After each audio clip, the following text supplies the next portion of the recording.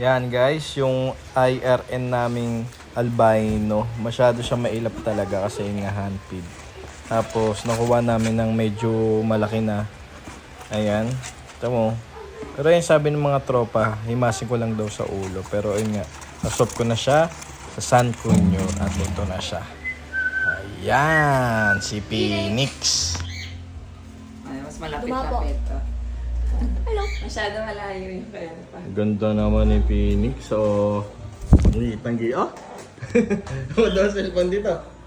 Go! Yan. Oh. Naiiya siya sa cellphone. Ito yung bagong dating na Ibon. Oh. Oh? Grabe naman. Yan guys, ang lakas ng recall niya. Ayun yung pag tinawag mo, ilalapit siya sa iyo. Yan, tatry pa ng ibang mga tropa yan. Tamo, oh. Diba? Kahit walang syringe na lapit. Ganyan kalakas yan. Ano siya? CFF Certified Pre-Flyer ata yan. Yan ang kulay niya. Ang ganda oh. 4 months old nga pala to. Tapos ito guys, mas loyal daw siya sa amo kaysa sa IRN. Yan.